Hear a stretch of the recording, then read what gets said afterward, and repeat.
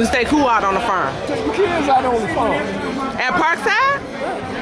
Yeah. And what other activities did we have at Parkside? Well, we had the pool, we had the swimming pool, we had the gym, the basketball, whatever yeah. Volleyball, baseball, football.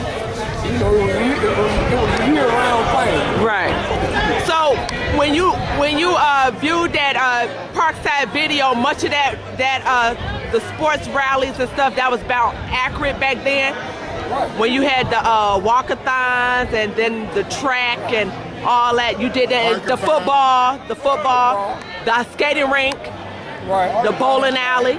We used to have people from the common council used to come down there and have functions down there at Parkside. Yeah, I remember that because it wasn't always Parkside stuff. People would rent for certain things. Yeah, but they always included us because we was part of Parkside. But whatever they was having, whether it was the swim mobile, the book mobile, or something. But we was causing them bringing them down there. Yeah, all right. See, that's the kind of history I want to talk about. You know, you say you the cause of them bringing it down there. You had to reach out to certain people. Right. Who was the mayor back then? Do you remember? Coleman Young. Yeah. Coleman A. Young? Coleman Young. Okay. Yeah. So those are some good years. I remember the parade circus where they walked through. How can I pronounce it? They said they walked through the neighborhood and we had like a walk-through parade, and that was like my favorite event because I don't know if you remember that singing band or group. They were actually police during the day, but they had a band. They were called the Blue Pigs, and they came out there one year and they they visit the community of Parkside, and I would cherish that for years to come, and that meant so much to me because it made me feel so important, you know, for things that I really couldn't get out to see because we couldn't really afford it, you know, just like the family next door down the street. We were all like in the same boat, but we were close-knit. But well, that's why we used to have functions. Right, that's why I enjoy Parkside so much, because the things that a normal poor family couldn't afford, Parkside made a way for the families to enjoy the same things that the rest of the world is doing. You know, the baseball, the football, all the academic stuff that we're supposed to have, the swim mobile, the book mobile, you know, that brought us books to the neighborhood, brought us knowledge, you know, and I will always cherish that, you know, with me. And it's, I remember the Mr. Charlie fruit and vegetable truck. When we weren't able to go to the fruit market or whatever, the market came to us on wheels. Mr. Charlie, you know, bless his heart. And, you know, I just remember. We used to take a lot of kids to the farms, you know, out there in the farms, out there in the summer. Yeah, because we didn't know nothing about that. Straw riding? Horseback riding, straw, hayback, and all that. Yeah. I mean, you know, that was a blessing. Parkside was a blessing to many families. Like Halloween, you know. Yeah, at the wreck, oh my goodness. We had grocery bags full of candy. Oh my goodness, those were the best times. All of that was us. Yes. Oh my goodness. The talent shows. I mean, you know, the making of the fruit baskets and stuff for families during the holiday seasons. I mean, I remember all that stuff, and we took advantage. I shouldn't say took advantage of it, but the blessing was there, and we saw our opportunity and we went forward with it. You know, and it was just, I mean, if I could, I would, you know, rewind. I mean, it was a joy, you know, it was. A joy for us to see the smile on the kids' face. And we thank you. We love you for that.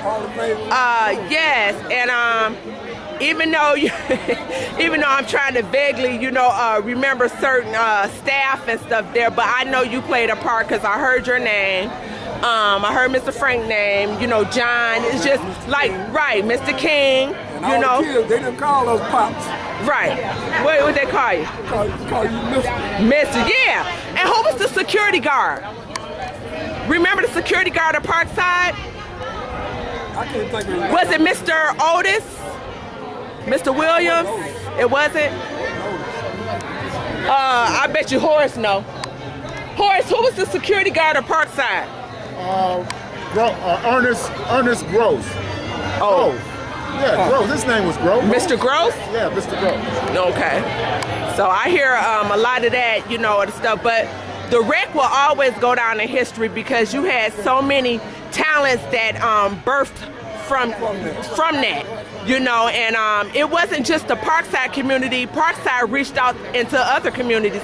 Parkside opened up doors for other housing projects. So Mr. Pratt and Right. Mr. King was housing managers for they would move them around. Right, Like, and then it's not surprising that Parkside is the grandfather of all the housing projects because it was indeed the first one.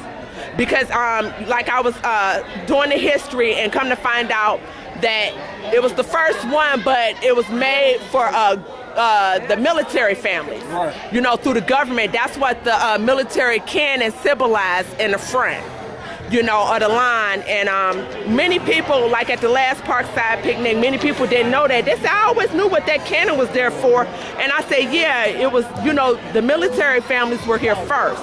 And then when they moved out or whatnot, I said, I think, what was that, the Bud company, GM, Ford, and Chrysler, they got a whiff of it. Their families came in and moved in. And then after that, then, you know, that's when everybody else started coming. But I said before that, we had Paradise Valley, Black Bottom, the Hastings area, you know, where most of the African Americans were. You know, during that time, we didn't have the projects back then. that was our own little community, you know, before they made it a freeway. You was a product of that? Amen. And see, I got to get one of them T-shirts because I'm working on that project too. That's what my grandfather stayed down there in Lafayette. Oh, in that. Yeah, I'm getting one of them T-shirts. But I thank you so much, and I love you. And I'm glad that you're still going strong and doing your ministry that you was birthed to do. And I just appreciate and love you for that. Let me tell you, Jeff, Frank Pratt, John King, Blackwell. We got most respect for all. We have much respect. How many was it? Was it 4 of them? Mr. Ezo, they said Mr. Ezel, all of them. It was about 8 or 9. About 8 or 9 of them. They was a crew of their own. See, they go way back. That's right. Were you all, Big Jimbo. Yeah. so were you all mentors outside of Parkside, or Parkside was just your main ministry? If I could say that, ministry. Because, you know, most of the people was coaches at high schools or somewhere, and then they did Parkside on the side because they lived there. Well, we spent a lot of time with them, you know, taking them, like I said, taking them to farms out there, carnivals. So it wasn't just sports. It wasn't sports. Everything. They sat down everything. and talked to us about life.